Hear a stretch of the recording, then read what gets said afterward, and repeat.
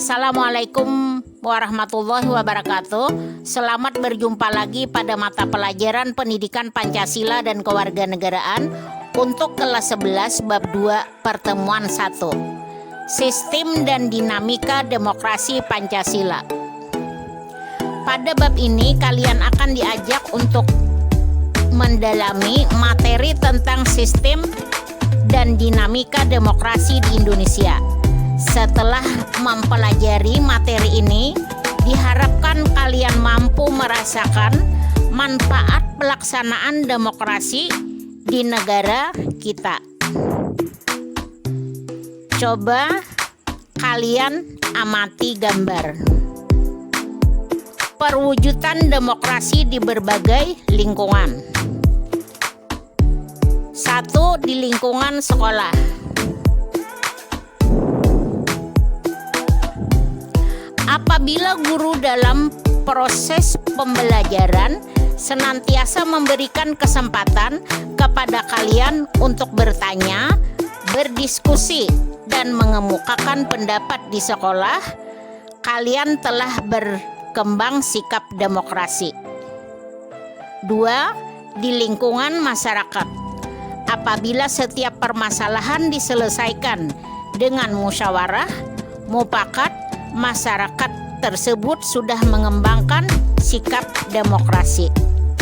3. Dalam lingkup negara, apabila sebuah negara melaksanakan pemilihan umum secara jujur dan adil, negara tersebut telah menerapkan demokrasi.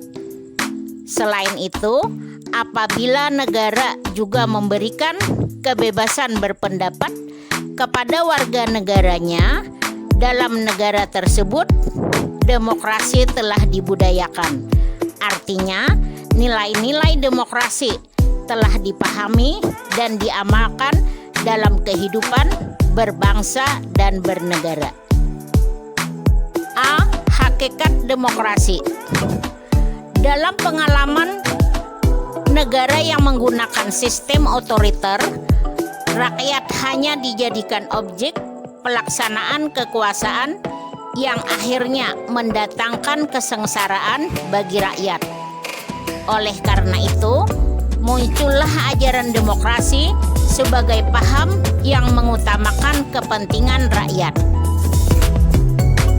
melindungi hak asasi manusia, menghargai perbedaan, serta menegakkan hukum dan keadilan.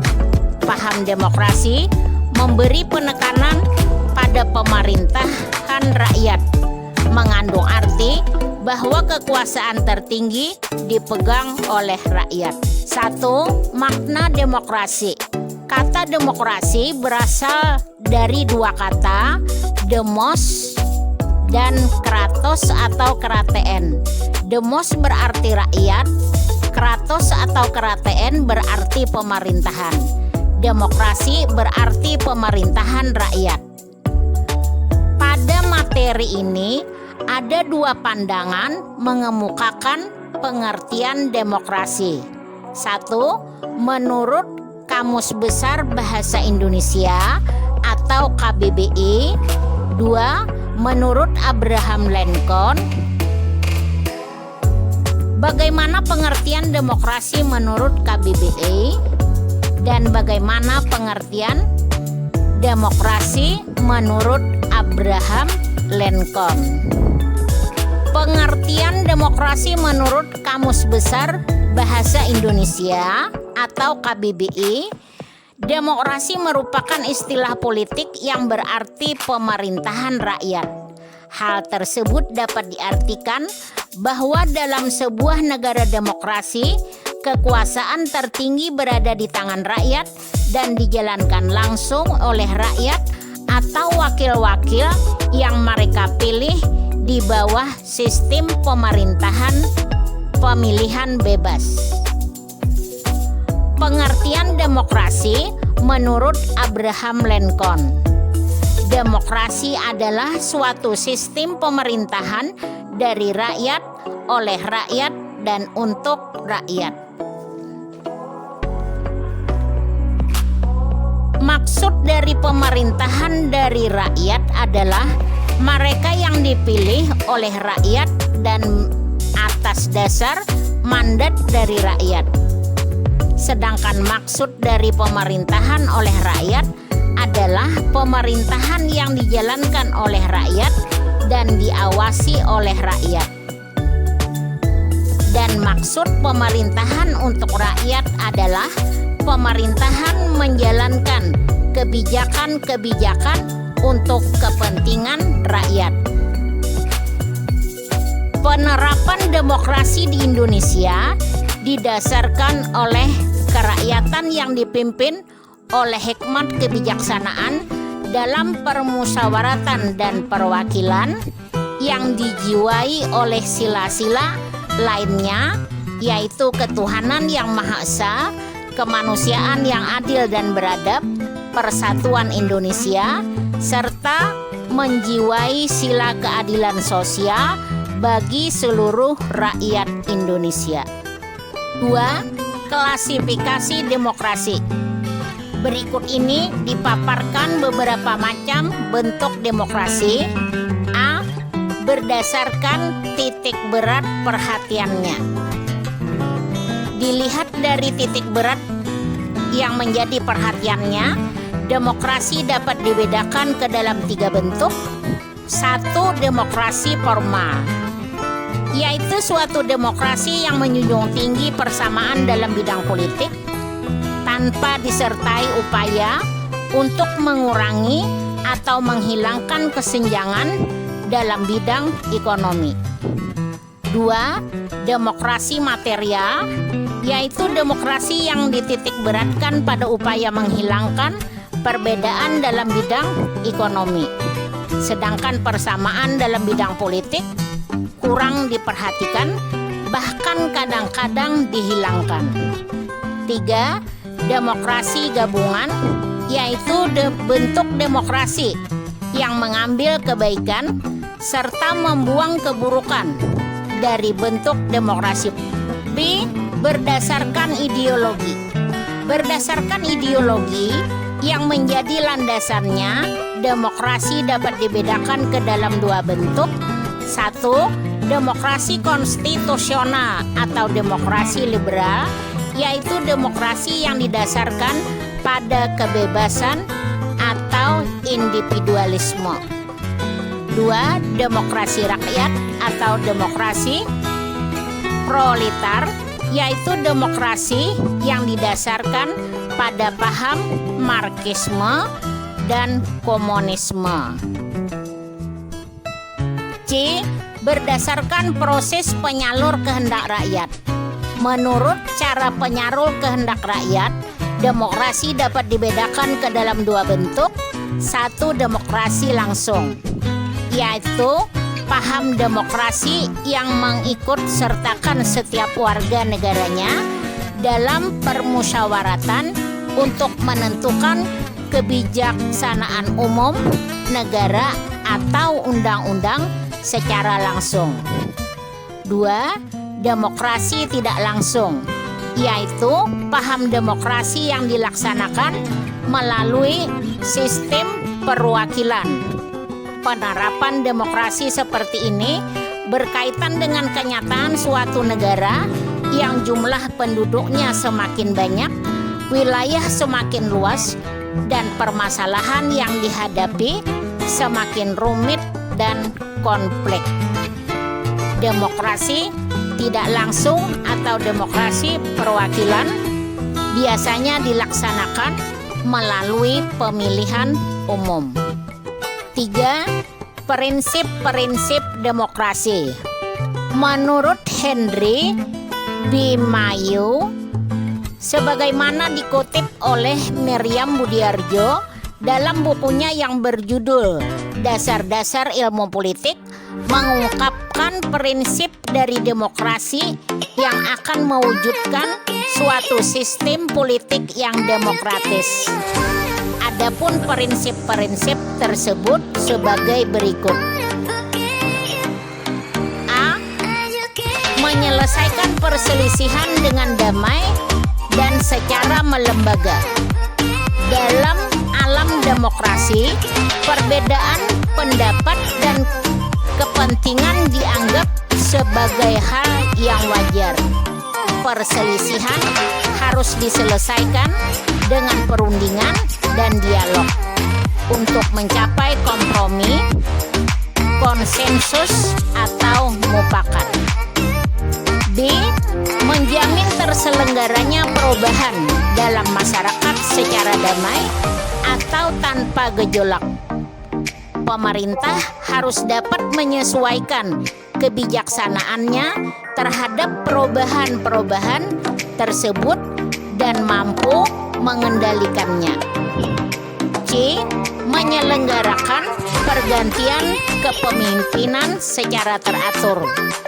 Dalam masyarakat demokratis, pergantian kepemimpinan atas dasar keturunan, pengangkatan diri sendiri, perebutan kekuasaan dianggap sebagai cara-cara yang tidak wajar.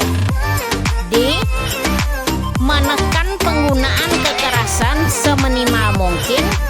Golongan minoritas yang biasanya akan terkena paksaan akan lebih menerimanya apabila diberi kesempatan untuk ikut merumuskan kebijakan. E. Mengakui dan menganggap wajar adanya keanekaragaman. Untuk itu, perlu terciptanya masyarakat yang terbuka dan kebebasan politik dan tersedianya berbagai alternatif dalam tindakan politik. Namun demikian, keanekaragaman itu tetap berada dalam kerangka persatuan bangsa dan negara. F. Menjamin tegaknya keadilan.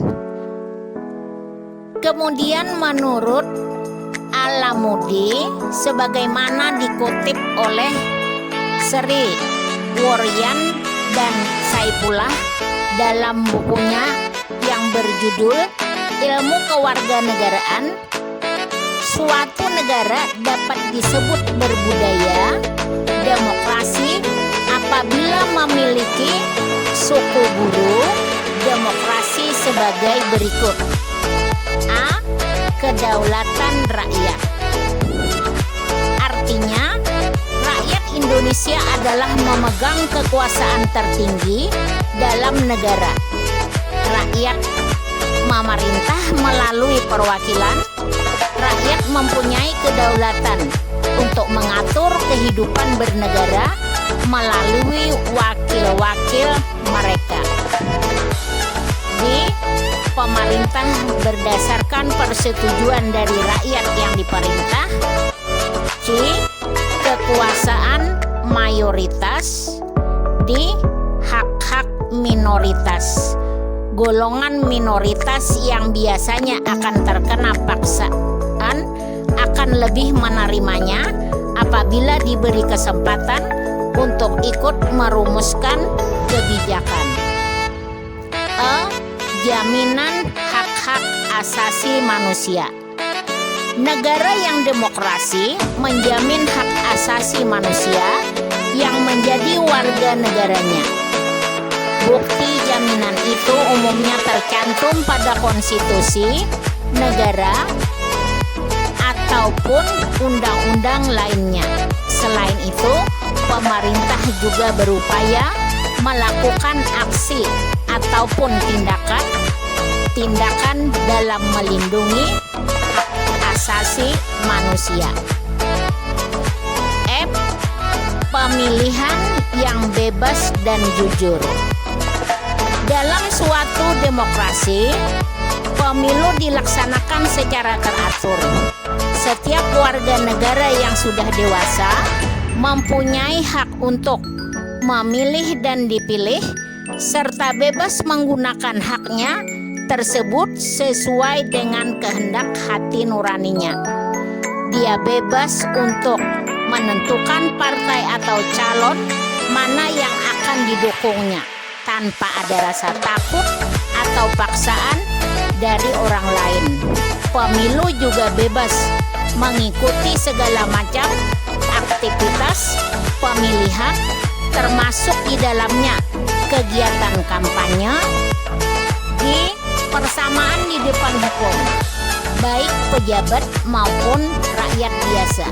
Artinya, siapapun orangnya mempunyai kedudukan yang sama di hadapan hukum tanpa memandang kedudukan, pangkat, jabatan, status sosial, agama, dan golongan. Semua harus tunduk dan patuh terhadap hukum. H. Proses hukum yang wajar. Sebagai negara hukum, segala sesuatu yang dilaksanakan berdasarkan hukum yang berlaku.